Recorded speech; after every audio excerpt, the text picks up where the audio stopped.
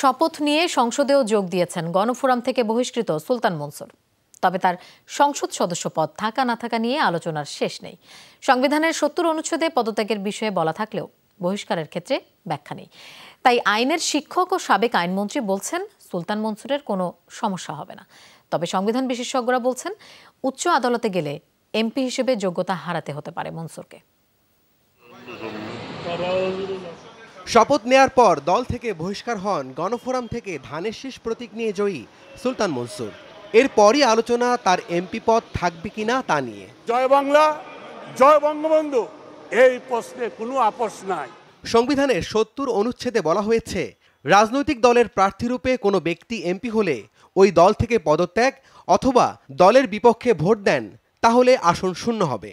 আইনের শিক্ষক ও সাবেক আইনমন্ত্রীর মতে সুলতান মনসুরের এমপি পদে থাকা নিয়ে কোনো সমস্যা নেই।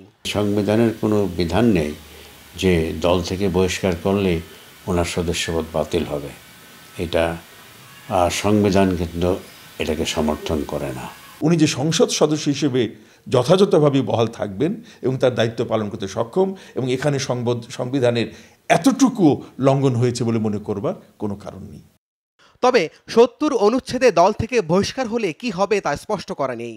এছাড়া সুলতান মনসুরের মতো ঘটনার নজিরও তেমন নেই। এক্ষেত্রে সংবিধান বিশেষজ্ঞ ডক্টর শাহদিন মালিক মনে করেন সুলতান মনসুর ৭০ অনুচ্ছেদের ধারণার পরিপন্থী কাজ করেছেন। ইঙ্গিত দেন এ ধরনের বিষয়ে আদালতে যথাযথ নির্দেশনা দিতে পারেন। ৭০ অনুচ্ছেদটা করা হয়েছিল যাতে কেউ এক দল থেকে নির্বাচিত হয়ে ওই দলের সাথে সম্পর্ক ছেদ না করে। তো আমার মনে হয় যে শেষ পর্যন্ত হয়তো হাইকোর্টের বিচারে বলা হবে, আমার ধারণা করছি, যে উনি সংসদ সদস্য পদ থাকার উনি যোগ্য না।